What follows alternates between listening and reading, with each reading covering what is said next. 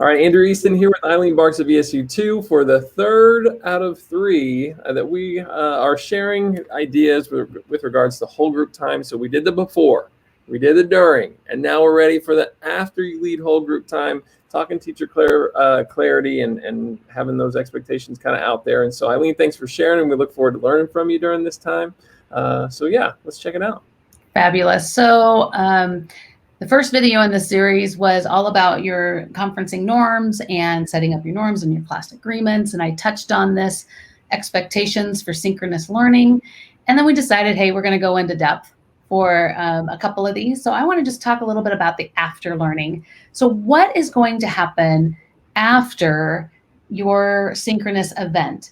And this kind of is like towards the end of your synchronous event that you want to think about these things, right? And the end of class type things. So there's research out there that kids remember the first and the end, and some of that stuff in the middle, they might not get so much unless you break it up. But this would be one of those end of class type things. So how are the students going to know that they learn the content? So is there a formative assessment? Is there a quiz? Is there some sort of a thumbs up, thumbs down? Some of those types of things that you can see the kids and say, yes, they know that they learned what they were supposed to learn. Constantly reviewing the learning targets and the success criteria, and did you hit the target? You have a very short amount of time when you're synchronous because you have to make those choices of what's going to be the best for those kids, right? And so you want to constantly ask yourself, did you hit the target? What are the expectations after the synchronous learning happens? Are the students supposed to do their homework? Are they supposed to do a discussion post? Are they supposed to take a quiz? Are they supposed to make or create something? But what are the expectations on the after, and how will they know it? Where are they going to access those materials that they need outside of class?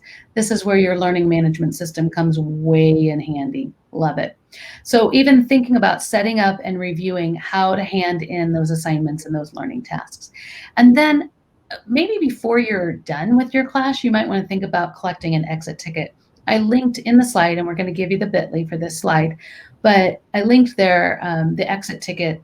Like, I think there's 21 or 18, I can't remember how many there are, but there are electronic exit tickets for you there. Whoa. Ways that you can connect. So the first part of this was for the teachers, and the second part of this is for the students. And I'm speaking to your students right now. Your time is valuable, just like your teacher's time is valuable.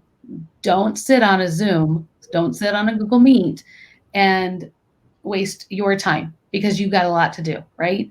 So review your goals for the day. If you didn't get what you needed, don't let your teacher go away until you get what you need. Don't rely on mom and dad. Don't rely on the internet. Don't rely on those things for all of your learning. Make sure that you get your goals met before you go away from the synchronous learning. Ask those clarifying questions. Your teachers want you to ask the questions, even if it's silly. Ask it, because somebody else has the question. Was your time honored during this synchronous time? And make sure that you know how to access those learning tasks before you get off of that synchronous learning. So teachers, you can give the students this part and help them hold on to those expectations for the end of the class and at the close of your class meeting. Yeah, and even one of those could be, and this might be in your exit tickets, but in the chat, in the discussion, just privately send a message. Make sure that if there are any questions that you've thought through those. I love that.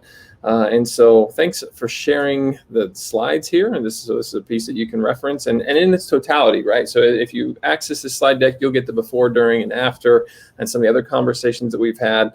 But Eileen, thanks for being such a great thought partner and a leader for walking us through some of this teacher clarity work. It's critical, particularly in this remote space where we can't necessarily hover over a student's shoulder, or be there to kind of answer those questions. We have to be intentional about thinking through the ways in which we can create the avenues for them to get these types of questions answered and to navigate their learning with confidence and just a sense of, yeah, I know where I'm at and where we're going.